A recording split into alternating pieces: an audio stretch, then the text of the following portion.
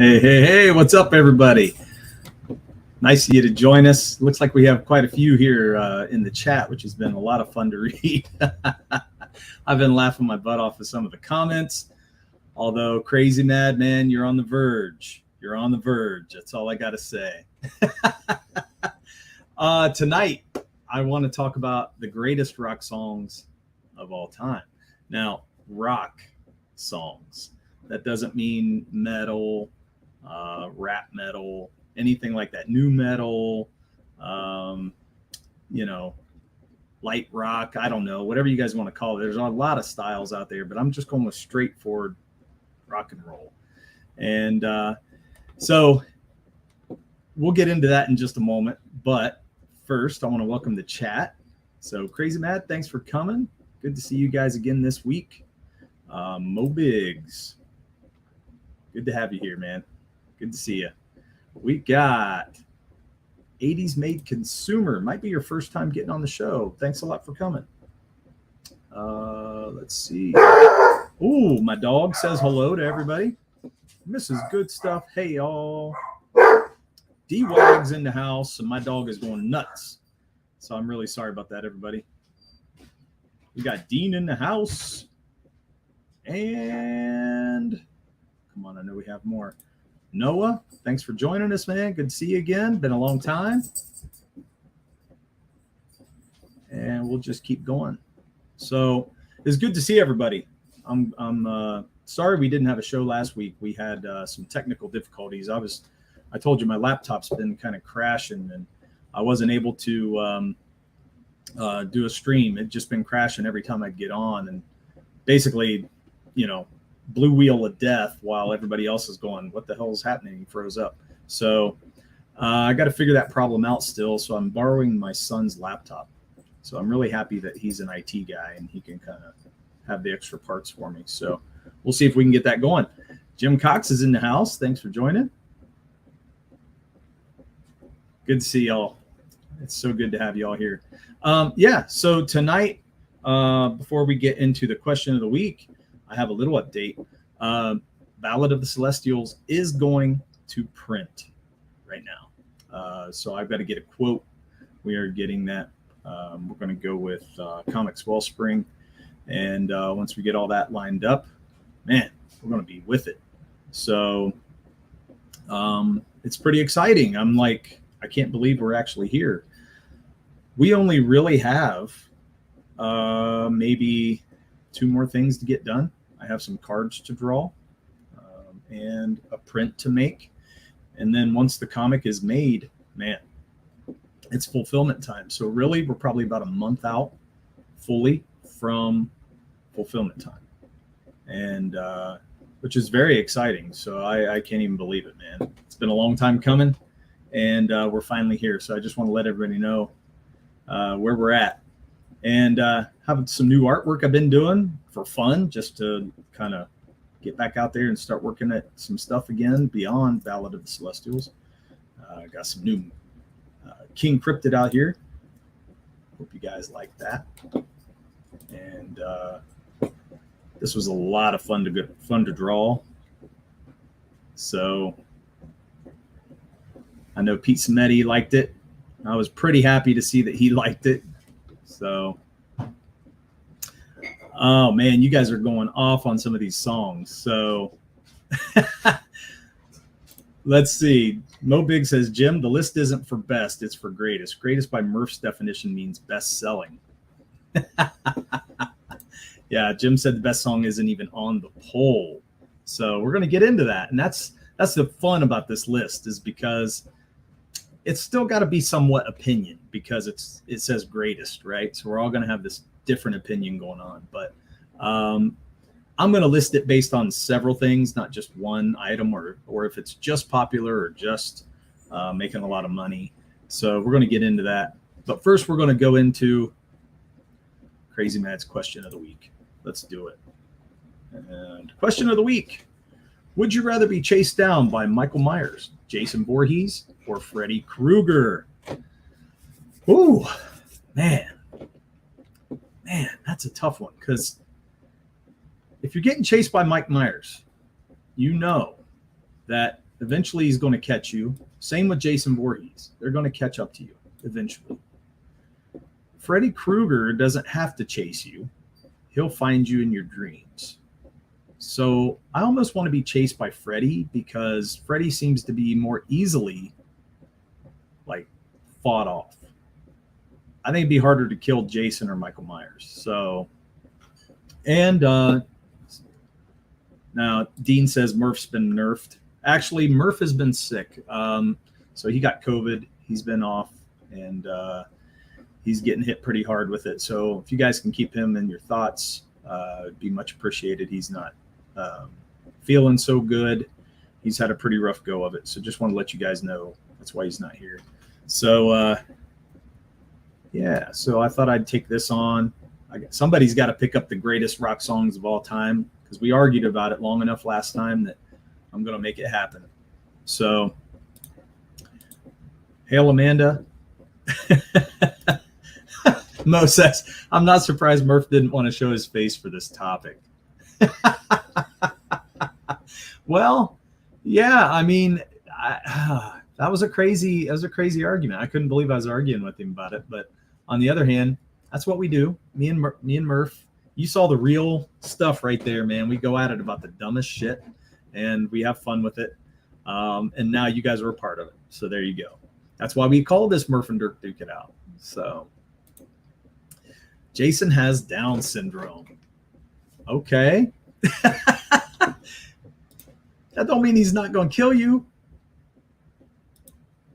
Dean, Led Zeppelin is trash. Oh, man. Noah, you might have to get kicked.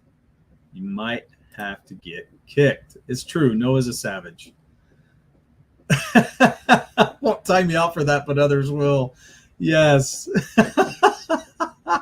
Oh, man. Yeah, so let's, I mean, just for me, I'm going to say Freddy Krueger. I don't know what you guys think, but I'd rather get chased by Freddy than Mike Myers or Jason Voorhees. But that's just me. So let's get into this. Now, Jim says Murph was right. Limp Bizkit was great. Oh, man. Dirk, you can beat Jason with some Looney Tunes type shenanigans. It might be true, but dude, he always seems to get the people in the dumbest ways, but he seems to always get them. You could at least defeat Freddy Krueger. I choose Mike Myers. Most of the time he just stares at you from the hedges. That's funny. Yeah, he's mainly creepy. Limp Bizkit was great. Man, you guys are all going to get kicked. I'm just telling you right now, Limp Bizkit. Gosh darn. Thanks a lot, Crazy Mad. Look what you started. So, okay. I'm going to stop this now. I'm going to remove this. I'm going to put the other page on. Let me get to that real quick. Sorry, got to do a little movement here. I'm not used to running two computer screens. I'm going to play you a little lick of a song. I want you guys to guess it. Tell me if you guys can guess it in just a few notes. Okay? So I'm going to play it. Here you go. You ready?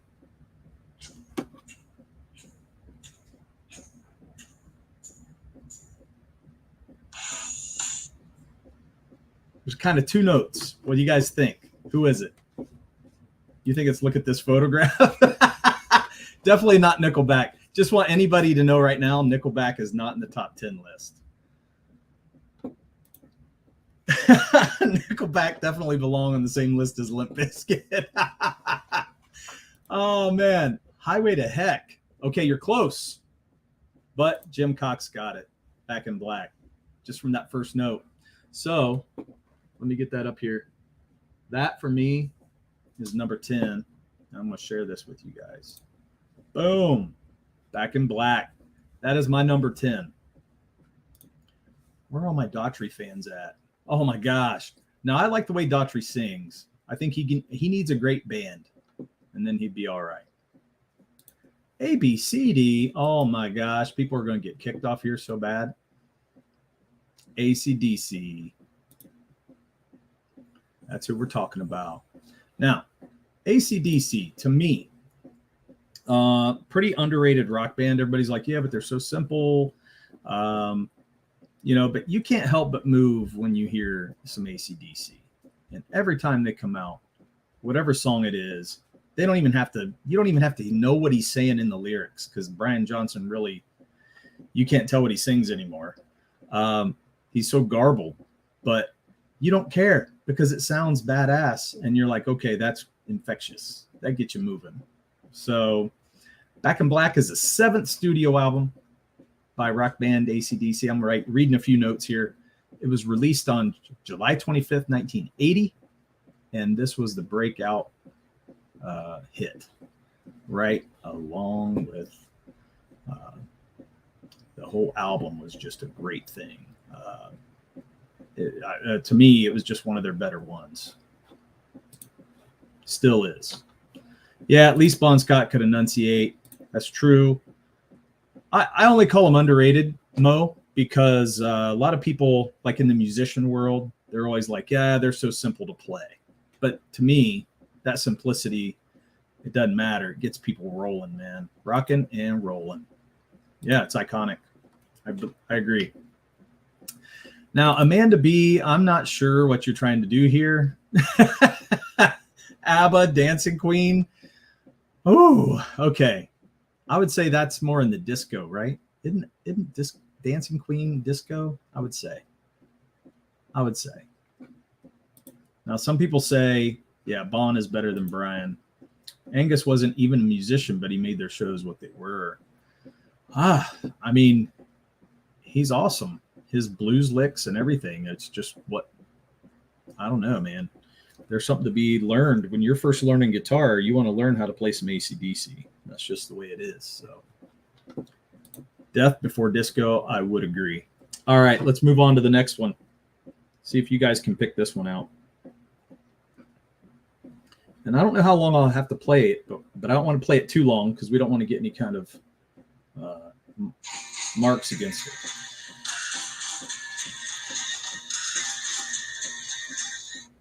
You guys get that one? Oh, yeah. Look at that. D-Wag got it quick. Look at that. D-Wag. That's awesome. So, yeah, that's my number 9. Number 9, All Along the Watchtower. Now, this song to me is memorable for an era. To me, this marks the 60s and the Vietnam War, and just really, man, like that music of that era, that's what it felt like. I mean, it just, when you hear like when you watch movies, they will play this song for that era. And they do that for a reason. So, call a bong a crotch grower? What? I don't even know what you guys are talking about. Hail Casey, long time no see. Yeah, Casey just walked through. So Casey knows that song from Forrest Gump. Yes, they even had it in Forrest Gump. That is true.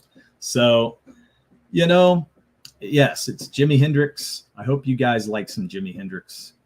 For me, I think Jimmy was probably still one of the greatest guitarists of all time. This was written by Bob Dylan, and it was re-recorded by Jimi Hendrix later. And the crazy thing is I think it's a better song under Hendrix than under Dylan. And even though Dylan is one of the greatest songwriters of all time, I would say this song is just, it left a cultural mark in that era. So that's why I'm putting it at number 9. Okay, moving on. Let's see if you guys get this one.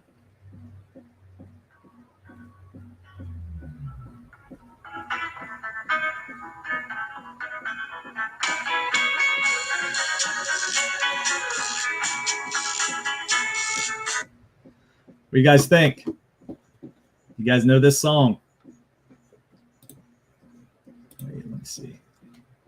Yeah, Dylan is a brilliant songwriter. Jimmy had that oomph, though, that power. Yes, that's true. And look at D-Wag, man, killing it.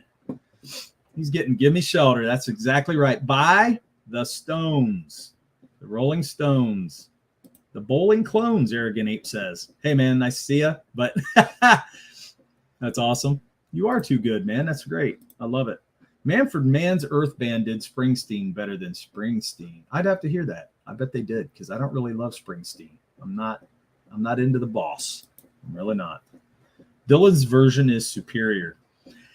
Some do feel that way, Noah, but you know what? I don't. I'll take Jimmy's version any day, man. So Gimme Shelter, that was by the Stones. That came out in, let me see what year that came out in. I can't find it. Let's see. I had it, and now I can't. Oh, well, it came out a long time ago. 1969. And November of 1969. So basically, people consider this the best Rolling Stones song ever recorded. Some people would say no. But I would say it's one of their best. I have a few that I love, but there's just something about that woman singing in the background that just, man, just knocks it out of the park. So let me put that on here. Gimme Shelter's number 8. Who do we got? The Art and Times of Jay Ryan. Hey, how's it going, man? Oh, they did Blinded by the Light. Okay. Manfred Mann did Blinded by the Light. Yeah. Yeah, I agree with that. I think that's a better version. I remember that song now growing up. It's, you know, Casey goes, it revved up like a douche. It's not a douche, by the way. It's a deuce. That's what everybody says, though, and I think that's awesome. She's probably saying it to be funny, though. Noah is here to drop facts on those old boomers. Yeah, man, you know, what can we say? Noah's actually, he's got some major opinions about some of this stuff. Okay, Noah, they have to have great singing voices, yet simps for Dylan. It's true, man. It's really true. Here I'm Bob Dylan. That's the way he sings every time, and I can't stand it. But great songwriter, so nothing against Dylan. He brought us some great music. Yeah, the background singer lady does kill it on that song. Hendrix, oh, no, he does not sing like Dylan, by the way. You need to listen to more Hendrix. Noah. I hear revved up like a douche every time. I know, that's what everybody hears. It's pretty funny. That's what makes it a good time. Okay. Let's see if you guys know this one. I know you're going to know it. D-Wag, I might have to hold you back.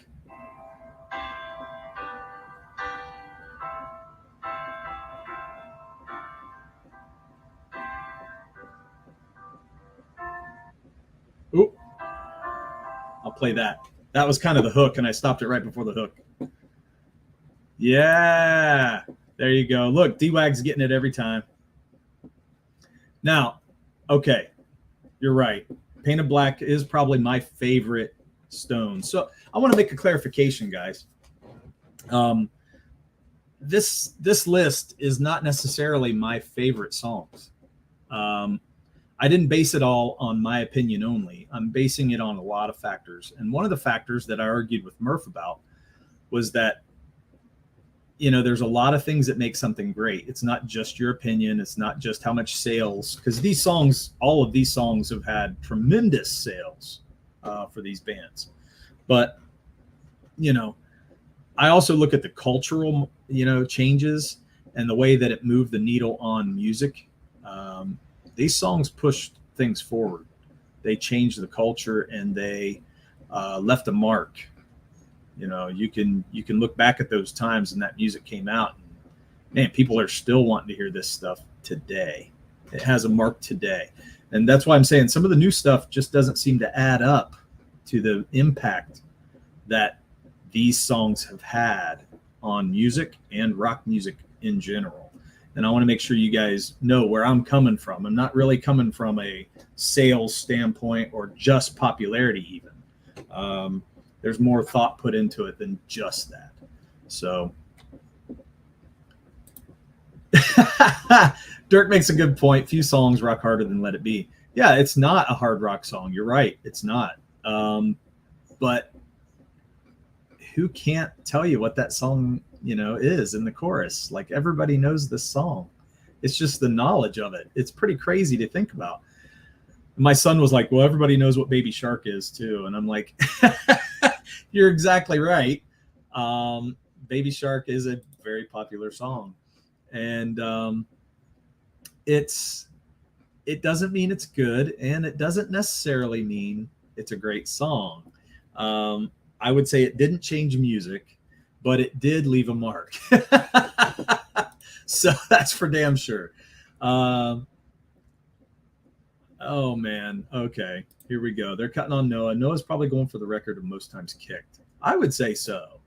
So, damn hippies, that's true.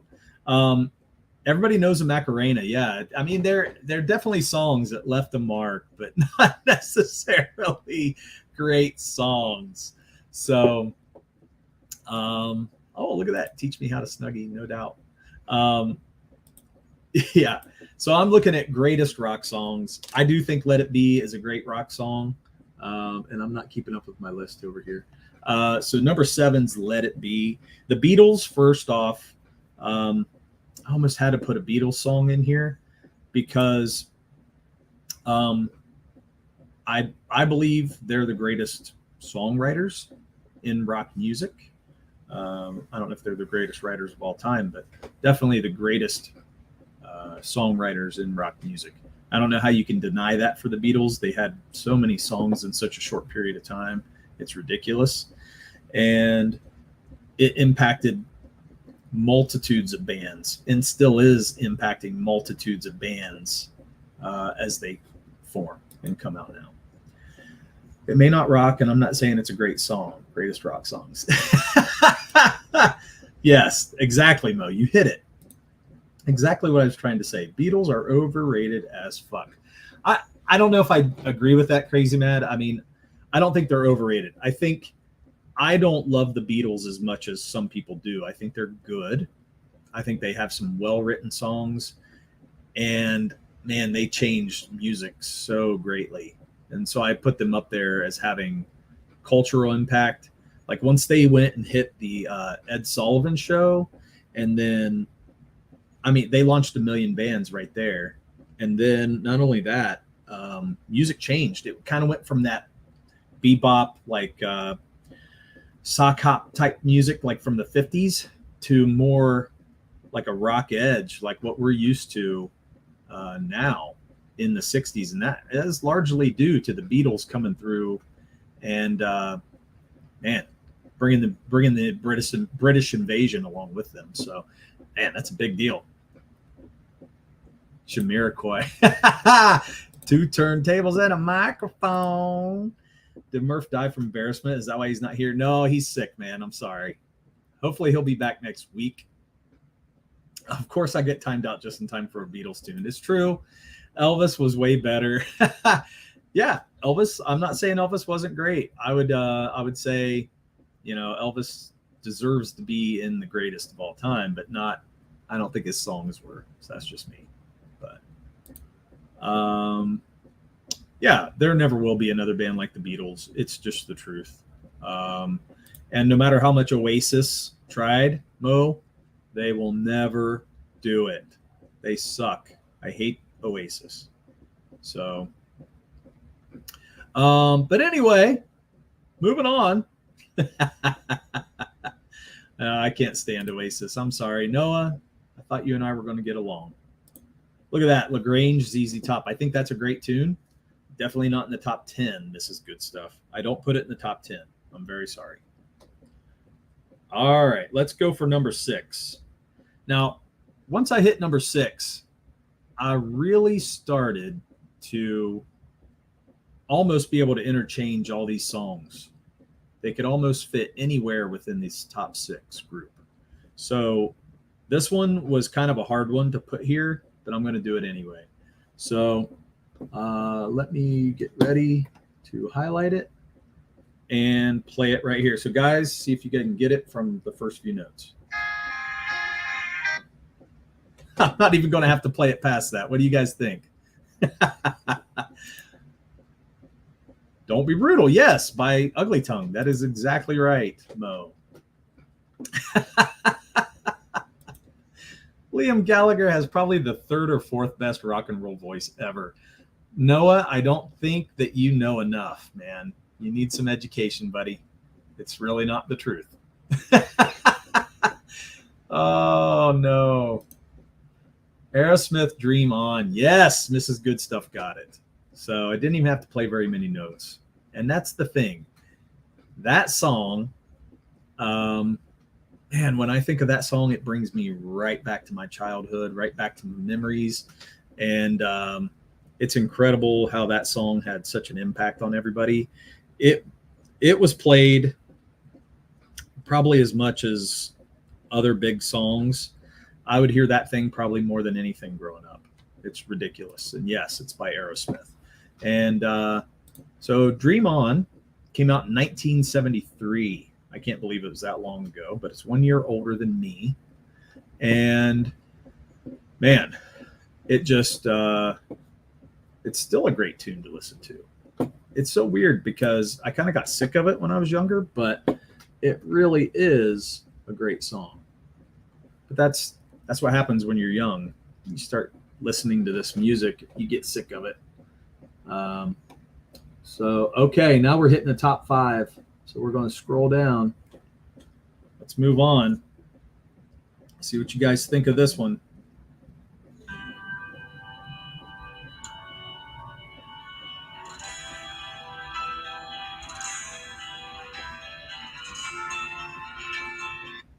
Did you get it off of that? Yeah, Sweet Emotion was great off of Aerosmith. That's another great one for them.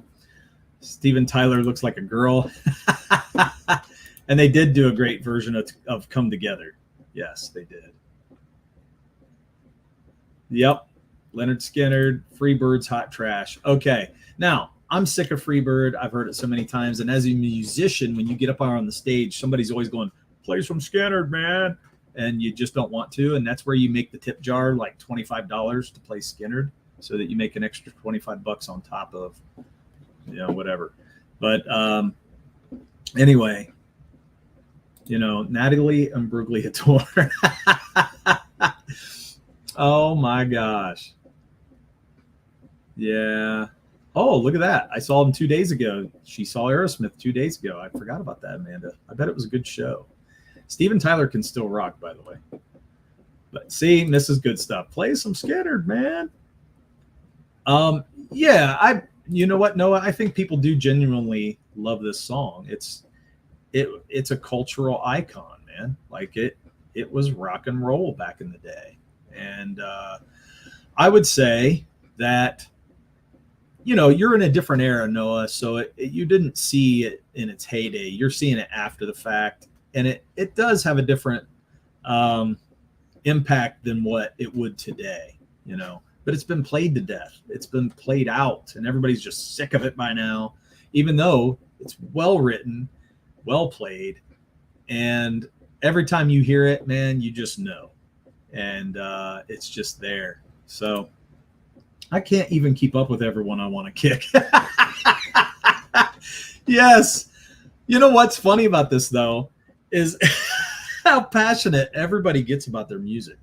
And that's why I'm doing this video, because I knew everybody was going to have strong opinions about this. And I know Murph is probably like, what the hell kind of list is this? And that's exactly what he would say. But I would say these, to me, are the greatest. To you, they're probably not going to be. And that's the point. So is there Van Halen on my list? No, there is not. Could Van Halen be in the top 20? Maybe. Top 25? Maybe. I don't think I'd put him in the top 10 at all. So Tyler looks like a grandma now, though. Okay, Crazy's on the Crazy Train. I saw Dojo said that Crazy Train should be in the top 10. I don't agree with that. It's a great song. Maybe top 50, not top 10. So does Paul McCartney. Oh, I thought he still looks good, man. He's an old dude now.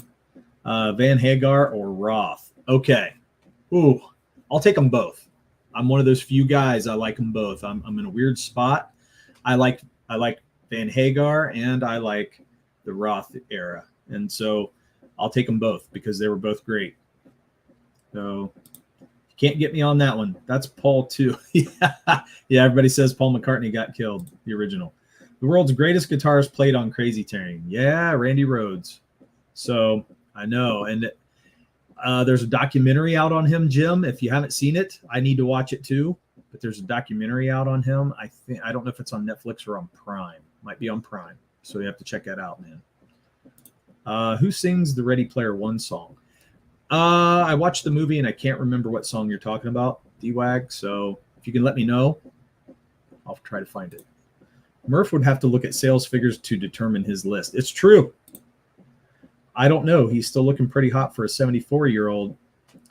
Are you talking Steven Tyler? I hope that's who you're talking about. I mean, damn. I got to say, he does look good for a 74-year-old, man. I can't dispute that. Murph would have put boy bands on his list. Yes, he would have. He definitely would have. This is good stuff. He keeps falling off the stage now, though, Amanda. Oh, shit. I haven't heard of that. When it comes to rock, Crazy Train is no Let It Be. That's right, Mo. It's not. It's not. It doesn't have the impact, so no, it's not. Sammy Hagar was okay on his own, but Van Halen is David Lee. I mean, yeah, there's, for those people who started with Van Halen from the beginning, yeah, I understand it. But I really liked both. I think there was some great stuff from both sides. So I'm glad we got them both. And, I don't know what else could have come of that. So I thought Yngwie was the best. No, Yngwie. So Yngwie Malmsteen, great guitarist, but really he kind of puts himself in a box. He's very, like neoclassical metal style. And I think that really keeps him boxed in. I would definitely put Van Halen over Yngwie. And that's just because of his ability to adapt and change and play any style. He literally could play anything. And so could Randy Rhoads. Randy Rhoads played a lot too. Okay, let's be real here. Is there any Michael Jackson on this list? No. I would consider him more in the pop rock genre. So you can call it rock, but it's not rock to me. It's more pop. So I left him off, even though, don't get me wrong, I love me some Michael Jackson. And what can you say? He's great. He's great. Dude looks like a lady, Amanda. Yeah, he does. I Googled it. Van Halen Jump. Oh, okay. Yeah, Jump. There it is. Jump is a great song. Jump could be in the top 50. I don't know if I'd put it in the top 10. Michael Jackson was better before he got rid of his nose. Yeah, man. I would agree. I liked it when he had more soul flavor in his music. That's for sure. Sammy, there's only one way to rock. Dirk, let me introduce you to Let It Be. Oh, shit. That is awesome. Yeah, what can I say, Mo? You got me. But I love it. What can I say? Sammy Hagar's great, too. I used to love those long hair rockers back in the day. Crazy. I know, all you girls, man, you go for those dudes who look like women. What's up with that? You want your dudes to look like women? I don't understand. My longest crush is Nuno Bettencourt. Extreme. Yes, Nuno Bettencourt is another great guitarist who is not thought about very often because Extreme just wasn't that large of a band. And so I would agree with you on that. Yeah, Rock With You. I love that song, Rock With You. It's a great song, man. What are you saying there, D-Wag? Who? Nuno Bettencourt. More Than Words. You remember More Than Words? That's what he was on that song. I don't consider Michael Jackson as rock, but Beat It is more rock than Let It Be. Okay, man. Listen, Mo. I still consider Let It Be to be more impactful. So I really do. He changed colors to become the Holy Ghost. How could MJ have more soul? Oh, gosh. You didn't have to say large. You could have said good. I think there should be a rule that the greatest rock songs do not have the word rock in them. Yeah, I agree with you on that. Most rock songs that are great do not say rock in them. Air Grenade. Oh, laugh out loud. I love the Jack Black version. Okay. Well, yeah. Good stuff. Okay, here we go. Here's another song. You guys ready? Last one was Free Bird. Wait, do I have everything up? No, I don't. I'm behind. Let me get that up here. Free Bird. Okay, top 4. What do you think it'll be? Let's play it.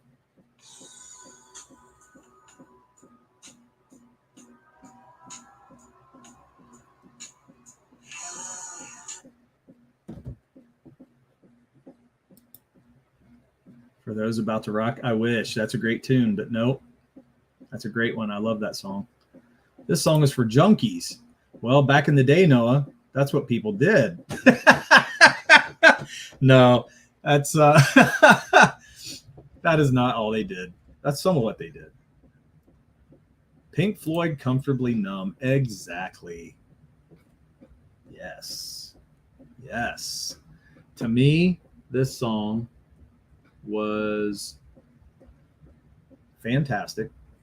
It was on the wall. So it came out. Let's see when it came out. It came out in 1979. And sheesh, it was a B-side when it came out. Isn't that crazy? So it came out with Hey You. And people jumped onto this one pretty big. And along with Another Brick in the Wall. And man, the songs on that album are just fantastic. So, oh, you couldn't hear the music? I'm sorry, Jim. I'm not sure what to do about that. I tried to put it right up to my mic so it could play. So, did everybody else hear this? I want to make sure. Never liked Pink Floyd. Now I gotta tell you, Crazy Matt, I don't like everything they did. I like a lot though. I do like a lot. I like the real spacey stuff. A lot of times it's just great to play because it's very soundtrack sounding to me, and I like that kind of spaced out, flowing type of music. And they were really about the groove, and they brought a lot of like I don't know, even their church influence came in to some of the stuff they were doing, which was incredible to see them do that, to meld that into the blues and the experimental stuff they were doing. This was what he played when we took LSD, Noah. Yeah, that's the truth. That's what people did. So I did get to see Pink Floyd at Ohio Stadium. So that was, what year was that? Dang, 92, 94, somewhere in there. I think it was 94. That was their last tour for the Division Bell, and I got to see them play this song, and it was fantastic. And it was their last like regular tour that they did before David Gilmour went more solo, and they were still able to actually play all this shit still. Unless you count Rocket or Rock of Ages by Def Leppard. Oh, no.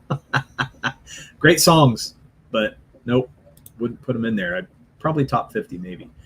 No doubt a great one, but Hey You is greater than Comfortably Numb.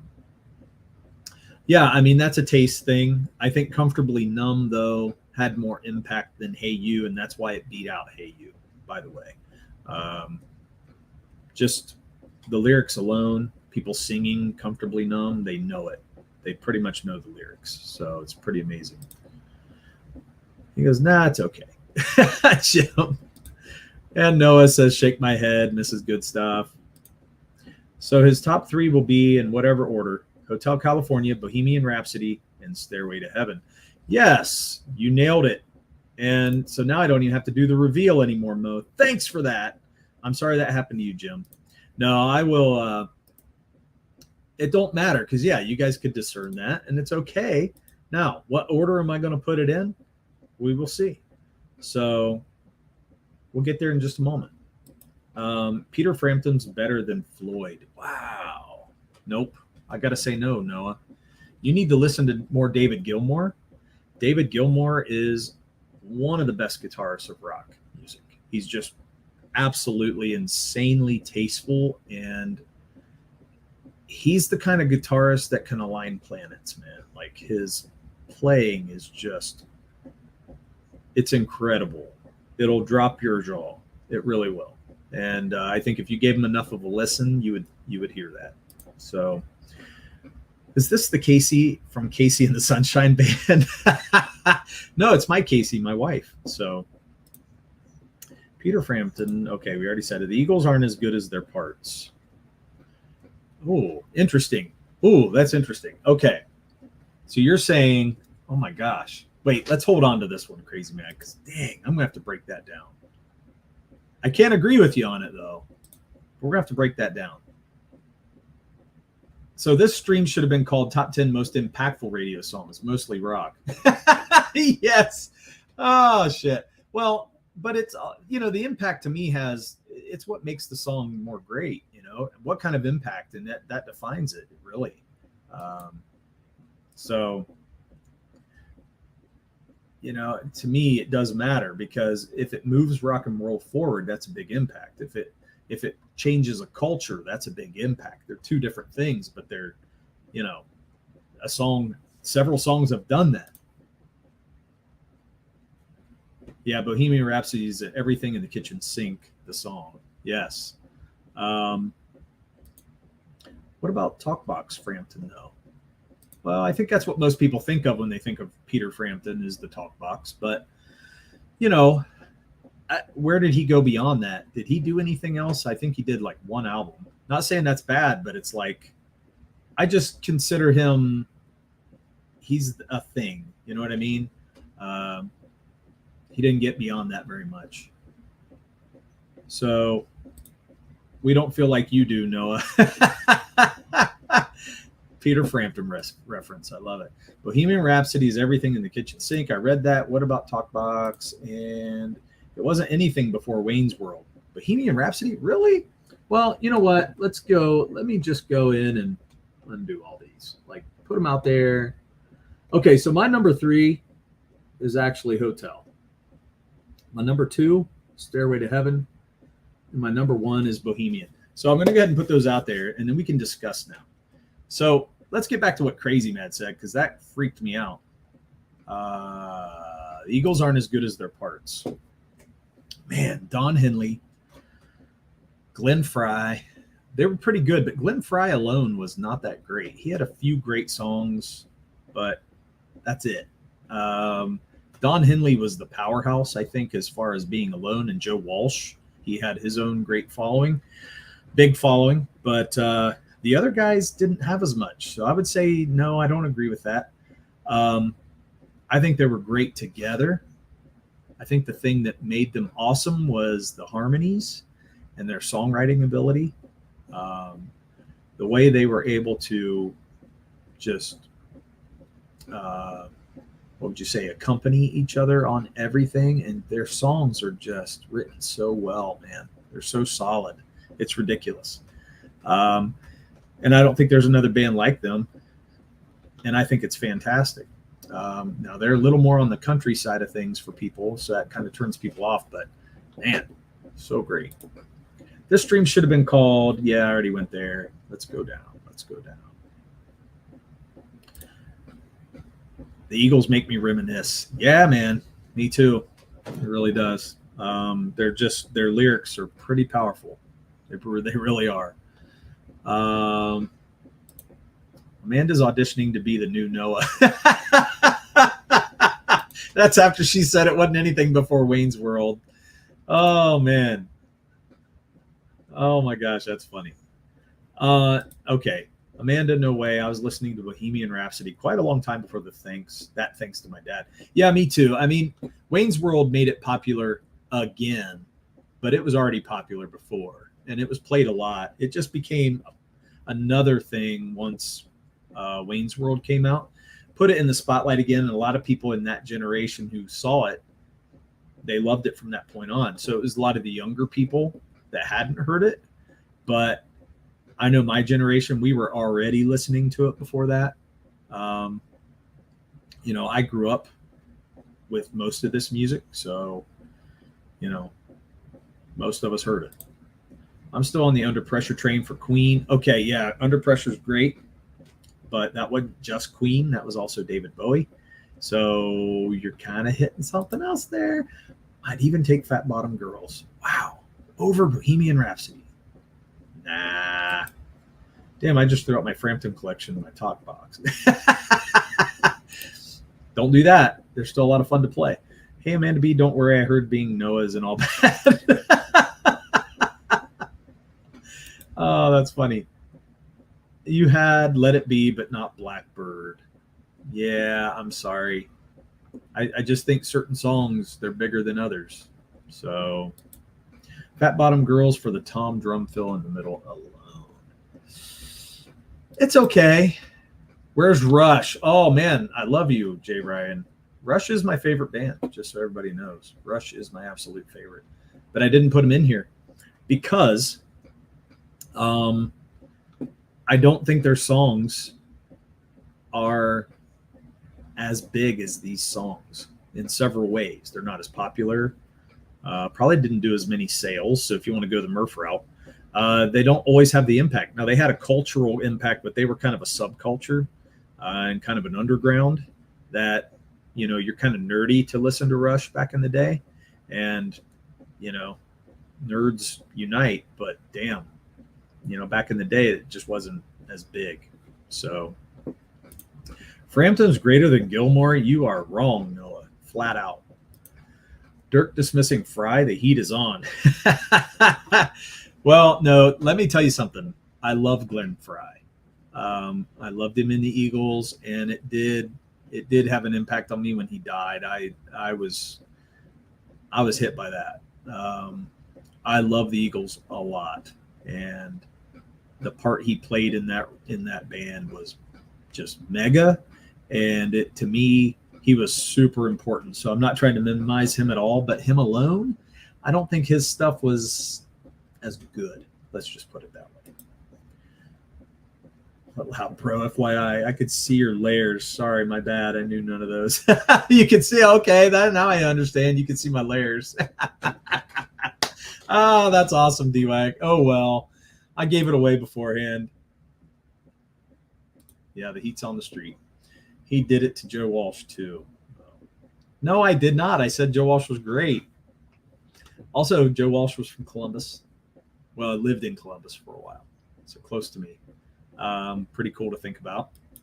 I was here thinking D-Wag loved the classics here. Oh, shit. I gave it away. We're the Champions, my friend. I know, another great one by Queen. I really love it, and that's also a great song, probably in the top 20 or even 25 songs. Top 30 could be, just not top 10 for me. At this point, he should just walk away. You don't like Wild Honey Pie? I don't know if I know Wild Honey Pie. I don't know if I know that. Rush is his favorite band because he's a drummer. Well, that's what started out, but I do truly love Rush beyond Neil Peart. And Neil Peart is my favorite drummer. He became my second favorite drummer behind Gavin Harrison, who's the drummer for Porcupine Tree. But I do love prog rock. So I'm a prog rock guy mostly. But, you know, that's also why I love Pink Floyd, and I like some different bands in the prog genre. But, man, you can't take away Neil's drumming ability. He and Bonham from Led Zeppelin are probably the two tops still. And it's crazy. Now, Casey says I'm telling Neil.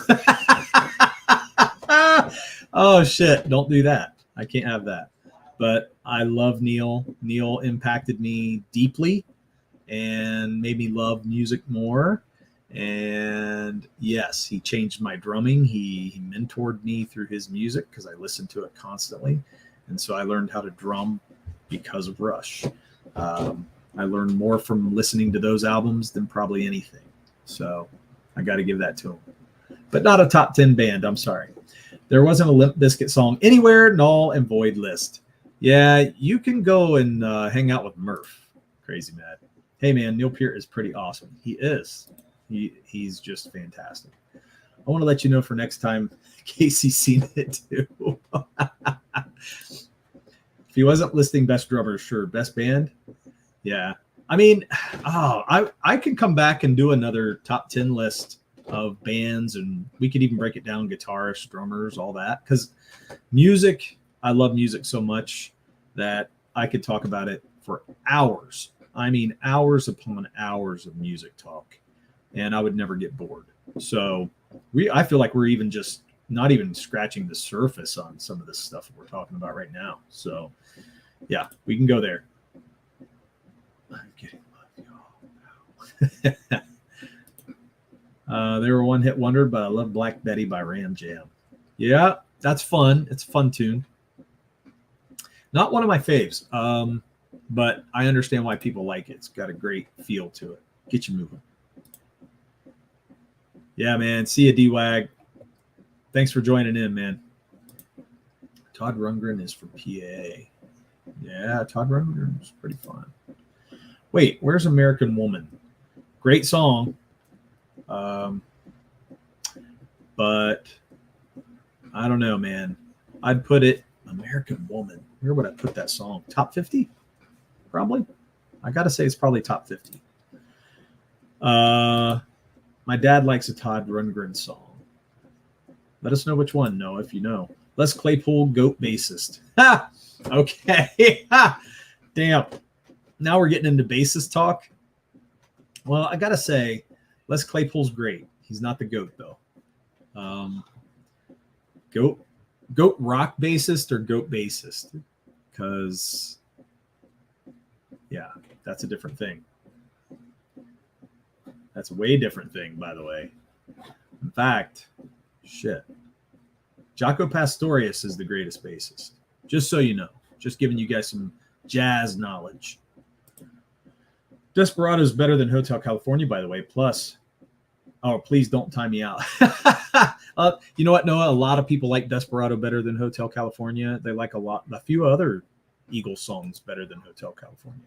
So that's, that's not a surprise to me. John Bonham is greater than Neil Peart. You are wrong, sir. Well, I'm just saying that for fun, Jim, because, there's a debate on that. John Bonham was fantastic in a lot of ways.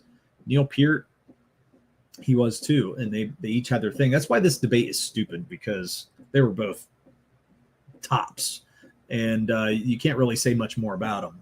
It's just that it really comes down to what you get out of their stuff. And I got more out of Neil than I did John Bonham, but I got a hell of a lot out of John Bonham. So John Bonham's another great one for me. It's not, but at least it's in the ballpark, so you won't get timed out for that. Okay. Let's see. I mean, the Def Leppard drummer wins hands down or arms off, if you prefer. Yes. Yeah, he was missing an arm, but the truth is his drum machine did a lot of the work for him. He did pedals. The pedal work he did was fantastic. Having that kind of coordination, it is good what he did. And I don't want to take that away from him, but the drum machine was doing quite a bit of work. So even though I'm correct, Noah, man, I don't know what to say. Oh, American Pie. Bye, bye, Miss American Pie. It's a great tune, man, but I still don't think top 10. Might be top 20. Might be. The one about banging on the drum all day. The one where he said, I don't want to work. I just want to bang on my drum all day. No. I can't believe Dirk left off I Am Woman, Hear Me Roar. So impactful. Oh, shit. That's for another list, Mo. He's absolutely the GOAT. Are you talking about Les Claypool still? You are wrong, sir. Stairway for Heaven and Bohemian Rhapsody is just copying A Day in the Life. What? What is he even saying? What's he even saying right now? I don't know about that. Les Claypool equals GOAT. Good stuff. Nice of you to come in, man. Good to see you. Yeah, I don't agree with you, Les. With Les being the GOAT, I mean. I don't agree with that. I can't agree with it. I think he's awesome, but nah, he don't live up to Geddy Lee for me, and or Flea, I think, from Red Hot Chili Peppers. And then Jaco Pastorius just wipes the floor with all of them. So I got to hand it out there, man. It's just not true. John Entwistle is greater than Jaco Pastorius. Oh, gosh. Jim, that's a bold statement, man. I know you love The Who, but John was a great bassist. He really was. Entwistle was fantastic. And I would say in the top, probably top 5, bass players.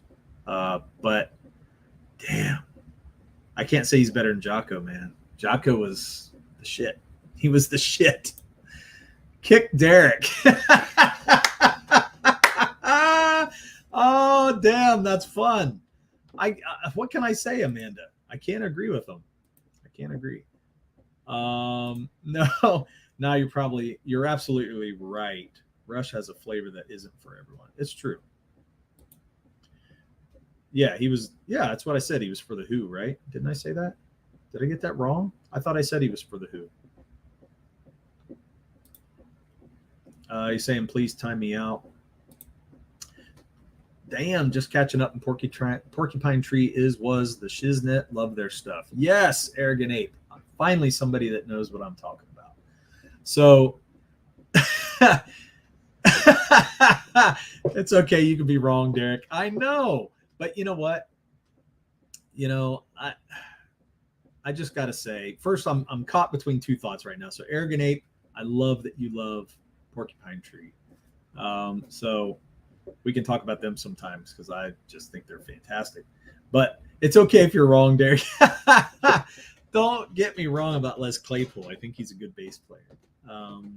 In fact, my favorite stuff from him is when he worked with Lennon, John Lennon's son. Can't think of his name right now. But when they did that project together, that last album they put out together was probably, I think, Les Claypool's best stuff. That's just me. With your bassists, I know. I mean, there is no Dinosaur Jr. on this list. Yep, Dinosaur Jr. is good too, but now probably not even top 100, man. Sorry.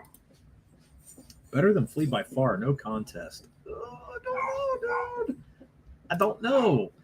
This episode shows how important Murph is to the show. Dirk needed him here to have even worse takes to make him seem better. Oh, well, that's how it goes. But you know what? Murph, I don't think we would have got through the list with Murph. I really don't believe it. He would have just had some weird oddball shit, and we would have been scratching our heads, not knowing what the hell he meant, and it would have been terrible. Except Crazy Mad. He would have been the only one going, yep, that's it. That's the GOAT. Geddy Lee, great bassist also. Yes. Flea drags his equipment around. He doesn't slap his bass. He abuses it. I don't know, man. Listen to the new Red Hot Chili Peppers album. He's got some fantastic bass lines. Paul McCartney's my favorite bassist. Man. I mean, he's good. What can I say? I can't take anything away from these guys. Slap at the bass. Justice for Murph. Yeah, not this time around. From what I understand, Silly Love Songs has a bass line that's hard to play, and Paul is still able to deliver a fantastic vocal while playing it. Yeah, I mean, you can't take away the fact that Paul McCartney's singing and playing. That's why those guys like Geddy, those guys that sing, even Les Claypool, it's fantastic to watch them do that. Marcus Miller, Larry Graham, Stanley Clark. Ooh, that's a good one. That's a good list. That's really hard, but I can't put Les Claypool in that top one, man. I really can't. I'm sorry. Pino Palladino. Now that's a tight bass player. What about Double Trouble from Stevie Ray Vaughan? You'd have to give those guys some props too. So, man, there's some great shit. Murph did make you seem completely sane last week. Oh, times have changed. Times have changed. Yes. Yeah, Flea the voice actor to Flea the bassist. Yeah, he's good at that too, but I don't know. Agreed, DVL. Yeah. Murph, the Macarena is one of the greatest songs of all time. You can't argue with popularity. That's truth.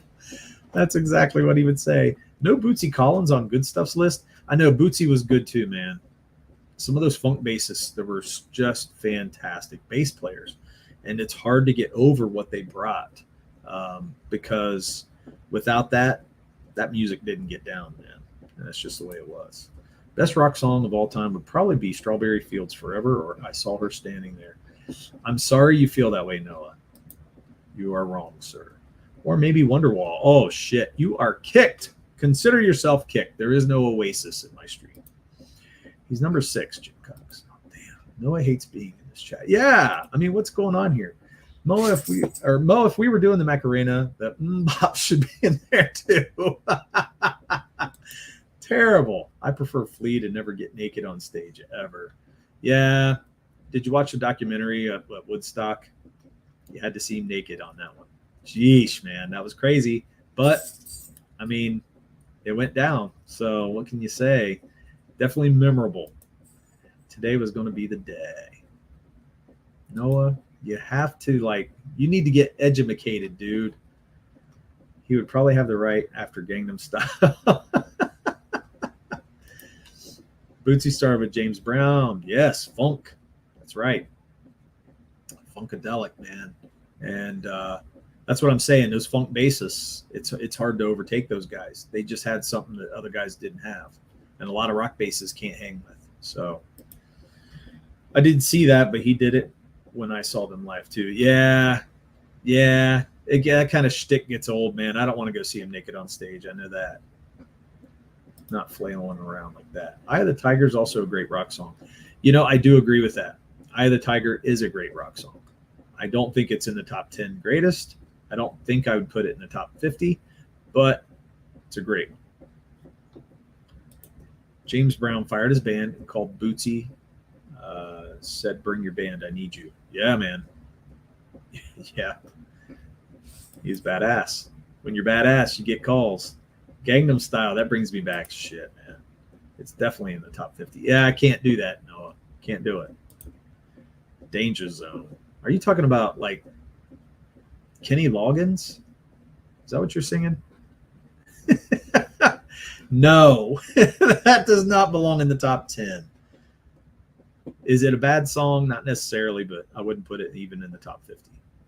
So, but I hope you guys enjoyed this. I enjoyed it. I had fun. This was a great time. And I want to do more stuff like this because it was a blast and we're all passionate about it. I love to hear the arguments because nobody is really wrong.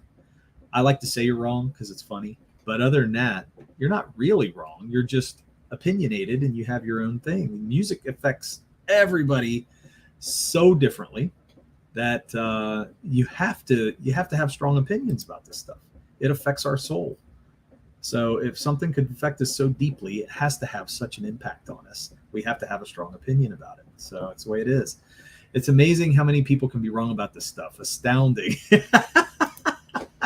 Going to take you right into the danger zone. Yeah, I know.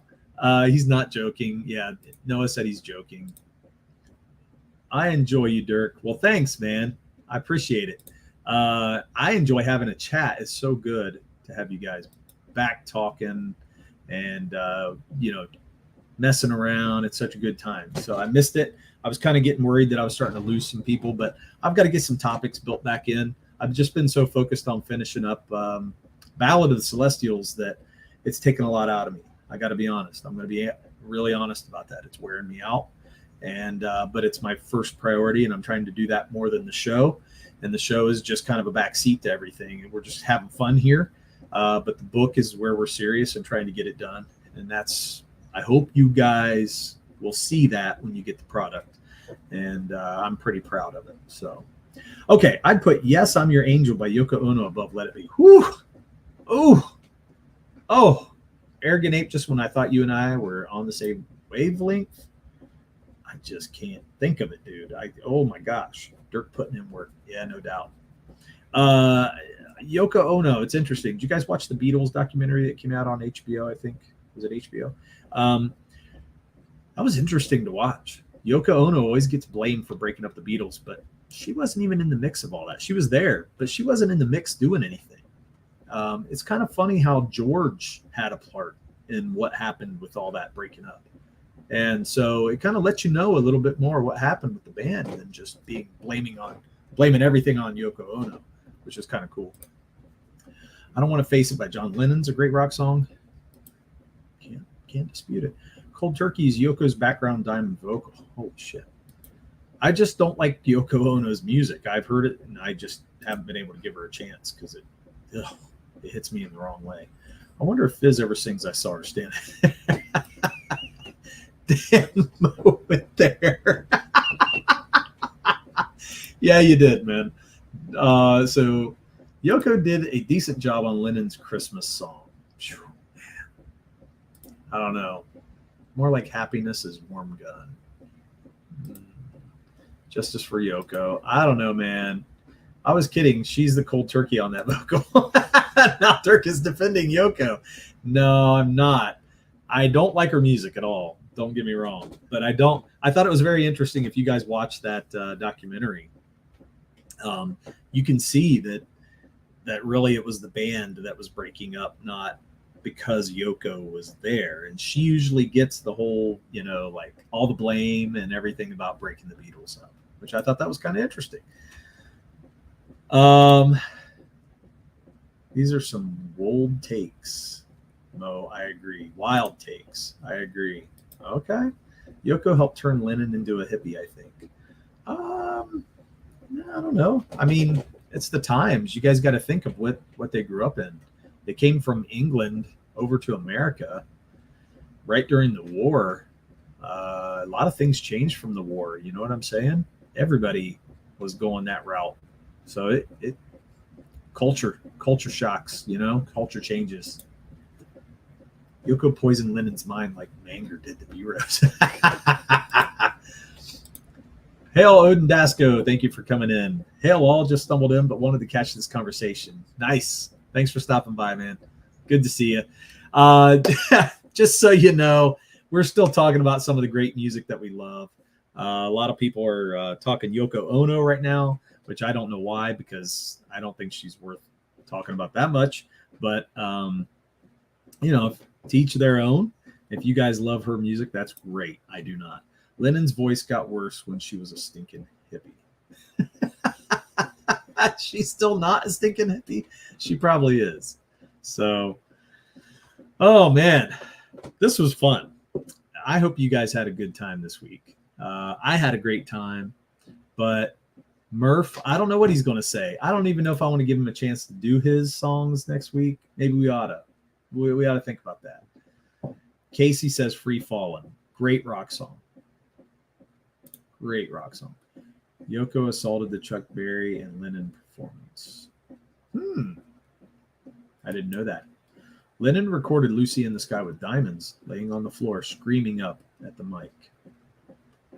I mean, yeah, you can't mess with genius, man. It's true. Lazy genius. Man, Yoko's head game must be fire. Really? Yeah. What can you say, man? I mean, Lennon's one of the greatest songwriters of all time. He's one of them. It's true. So yeah, it's really hard to put any perspective on that, because those artists are they're something different, man. I work with one, and they're just not on the same wavelength as everybody else, and they've got something going. It's really hard to put your thumb on it and understand like what's happening, but when they give you something really great, it's incredible. It changes everything about what you're doing creatively. And so, I'm sure that's like working with Roquefort. You know what I mean? Like, if you were a writer and you were writing something and then Roquefort turns in some of that artwork on you like that, to you about your characters or something, I think it would blow your freaking mind if you didn't have an idea of what you were getting into with him. Or even if you did, it doesn't matter. It doesn't mean you're ready for what he's going to lay down to you. Some of those guys, man, that have that shit like that will blow your mind. They will blow your mind and they will change your life. It's weird how that works, but it's true. Lennon laid in a bed to contribute to world peace. Laugh out loud. Yes. That's the power of music right there. No go Bono. Yeah. Bono was okay too, is what her name should have been. Yeah. Could have saved Lennon. Ooh. Wow. Ooh, I don't know, man. When he got shot, you think she could have saved him? According to my calculations, the greatest rock song of all time is We Get It. The rest of us artists are shit. Thanks. Yes, Dean. You made my whole point for the night.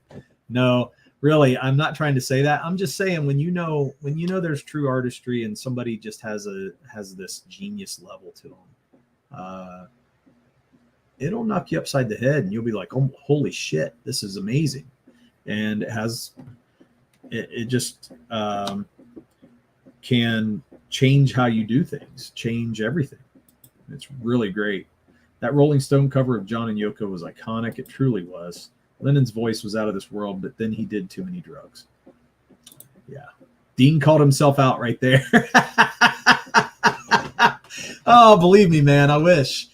Don't you wish you could have some of that genius, though, that some of those guys have, like Eric Canetti and those guys? Like when you see their stuff and you know they don't have to reach as far, it's just crazy to me.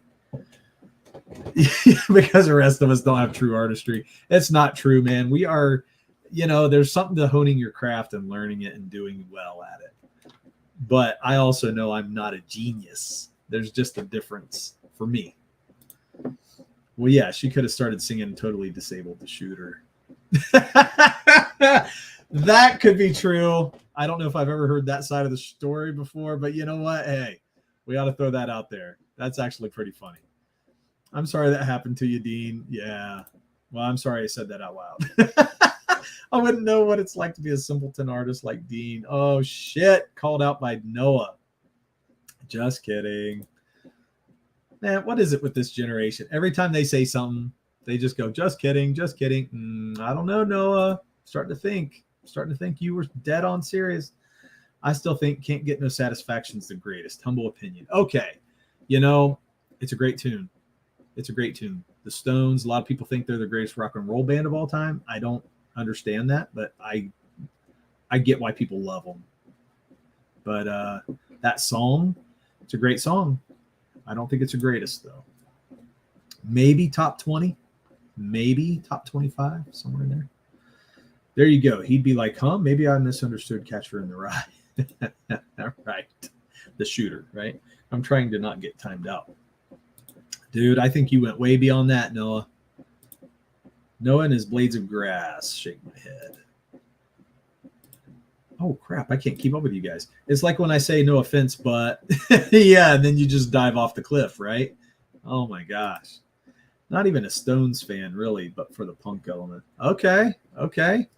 I've never been a punk guy, but I like elements of punk, and I like things that came from that. So, old school heavy metal came from punk. Punk came from old school heavy metal. They will tell you different, but I don't believe it. If you listen to them, they're very similar in the early days. And I love old school heavy metal. So that to me is fantastic. And punk is not dumb, Noah. Once again, you are wrong. That's like saying any style of music is dumb. No style of music is dumb. Same with metal. I can't get with that, man. Now, I'm a metalhead for the most part. Like, I would probably listen to metal more than most things. Progressive metal mostly, progressive rock. But then, Megadeth. I'm a Megadeth dude. I'm an Iron Maiden dude. I'm not a Metallica dude, but I think Metallica's okay. When Dave Mustaine was in the band. Anyway, I'm just that kind of guy. Lennon was Quantum Leap by Jimmy and fell for a gal named Yoko in Hard Day's Night. Credit for that goes to Mo. Oh, shit. What do you think about the Tragically Hip, Dirk? Yeah, now the Tragically Hip was New Age, right? Or new, what do you call it? I can't think of it. Not New Age. That's not what I meant to say. I can't think of the name, the style. I thought they were okay. Never got into them too much. So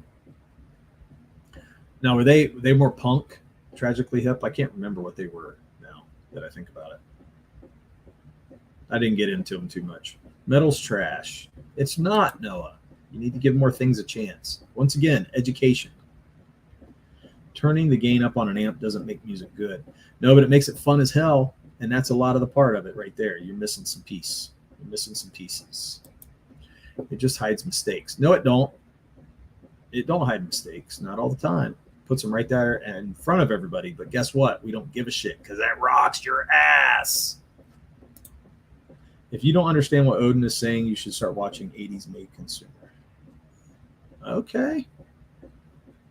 I'll have to do that. And they were on the show tonight. They were here in the chat, which is really cool. Maybe if Noah listened to some metal, he wouldn't be such a little... Oh, damn. Dean. Oh, holy shit. Noah, I still like you, man. I'm trying to teach you right. That's all. You got to learn.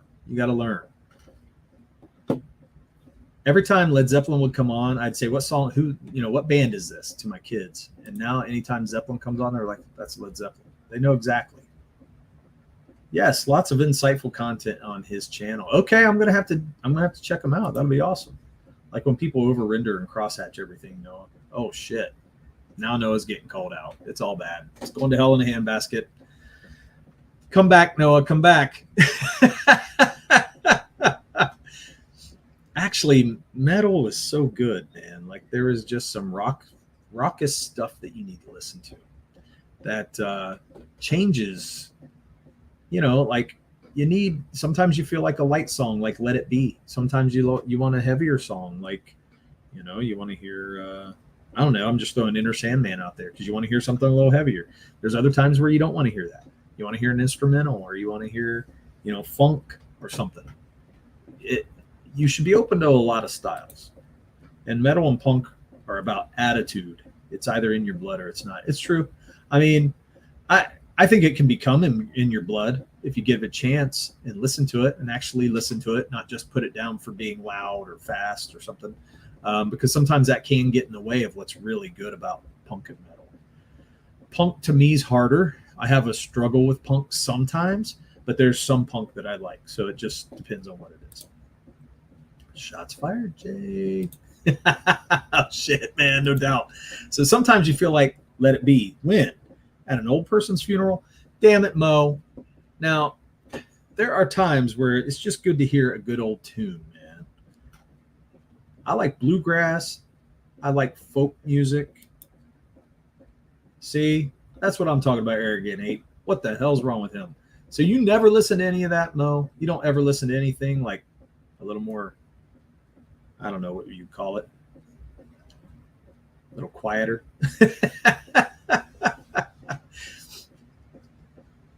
Sometimes, man, even country, because country to me, I like some country. And it just depends on what it is. There's times where it's really good to hear great country song. So I want to rock and roll all night and party every day. Woo! Yeah. Yeah, mellow. Yeah, mellow. That's the name. That's the word I was using. Soft. Could be soft, I guess. I don't mind softer mellow music sometimes. There you go. But Let It Be is cringe. I'm picking that up, man. I'm picking that up that you hated it. Although I love it. I still think it's a great tune. It's not one of my favorite songs of all time, but when I hear it, I like it. The Beatles have never been one of my favorites. I just think they're really great. I think they're a great band. I think they've written so many good things. It's hard to dispute it. Unlike Limp Bizkit, who everybody's like, oh, they're awesome. And I'm like, well, they're not really. I think they're assholes, but that's just me. But beyond that, they had a few good things, a few riffs out there that I thought were kind of cool or whatever, but I don't think they're the greatest band or anything like that. But if you do, it's okay. I'll just put you in the side with Murph and we'll go there because, I'm not down with it. That's okay. You don't have to be down with it. You guys can be down with whatever music you like. My kids love rap. I am not a rap fan very much. I like some. What are your thoughts on I Started the Joke? Biggs. I don't know what that is. It's not rock. I'm not saying it's great. It's one of my favorites. It's not one of my favorites. Mo, I think this is the hardest you've ever roasted me, man. Your version is the best version, Odin Dasco. Okay. So, Odin, do you play? I'm starting to pick up that you might be a player. You a musician? True, there are some terrible songs with great bass guitar riffs. Yeah. I mean, there's great bass and guitar riffs with terrible vocal. And it could still be a well-written song. It's just terrible vocal or whatever. The problem with me being a musician is I hear a lot of things that other people don't hear, and I hear it in a way that other people don't listen to it. I listen to it that way, and it bothers me. So it will affect me differently. And sometimes that's very tough on my family and my friends because I nitpick it. And I'm like, yeah, I can't stand it for this, or I don't like that, or why are they doing this? And you hear the voice there, and then they're going, just let us enjoy it. And I'm being an asshole. And I know that. But it's tough to get by when you hear it, when you know it. And it's kind of like having something playing in your ear, and then you're trying to talk at the same time. That's what it's like to me. Maybe if Dean tried real hard and applied himself, he could be a decent artist one day. Oh, man. Oh, by the Bee Gees. Wow. Oh, good. Odin's a vocalist. So what kind of vocals do you do, Odin? What kind of style of music? All styles? Or are you a punk singer? Or are you a thrasher? Tell me about that. I Started the Joke. It's not what I like to hear, but it beats the Bee Gees. You know what? Every now and then I like to hear the Bee Gees too, man. Their music is grooving. It's got some grooving stuff. So there's nothing wrong with wanting to hear that. Casey says I act like I'm physically going to die sometimes. It's true. I sometimes do. It gets to me. It affects me. And it puts me in weird moods. And yeah, it's terrible. So a lot of times I have to really tune out and I have to focus to get it to like be okay. I know it's weird, but it just happens.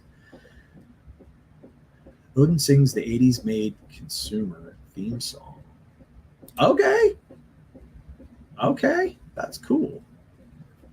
I need to listen.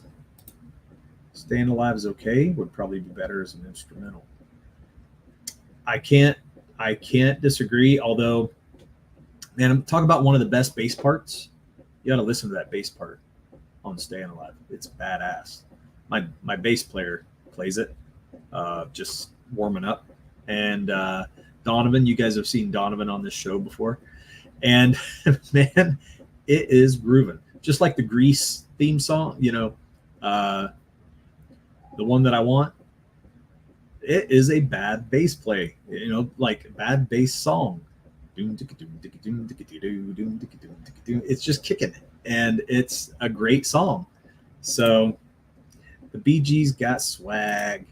I don't even time Noah out, and this is how he repays me. I know it. You know what you would have to do, Dean? I do all styles, prefer oldies, but I was a metal vocalist from death to thrash my whole adult life, but now focus purely on creating comics. Nice. Okay. Well, that's really cool, man. That's great to hear. I love talking to musicians, even if they're not currently playing. And it's great to see what they would do. Odin, I might have to have you on the show, man, just so we can have some music talk. Because I really do want to do more discussion about bands, styles. We were just talking about the top bass players of all time, top drummers of all time, top guitarists of all time. That'd be fun. And so, yeah, I might be inviting you on sometime. Catch the Wind by Donovan is good. I like Donovan. There's some Donovan songs that were pretty cool. If you guys know Mellow Yellow, he did that song. I do find it interesting how many of us artists also play music. Yeah, it is. It is a thing that goes hand in hand. I know Sontag plays while he's sang. I think he had some guitar too, if I remember right. And Art T. Bear plays drums. So there's a couple drummers in here, and it's just really cool. It's really cool to know that about people, and some bonds in there for sure. Dean, stop whining and go practice drawing. I'd be down with that and agree that Donovan's Catch the Wind was great. Right. Same with the Season of the Witch. Yes, Season of the Witch is probably one of his best. I would agree with that for sure. All right, gee, I do. So, yeah, man, I think it'd be a great discussion. I might invite some of my bandmates on to talk too, just to have a great discussion about great music, because I think everybody's into it. I don't play anything, but I just opened a box from Gibson. What? What'd you get from Gibson?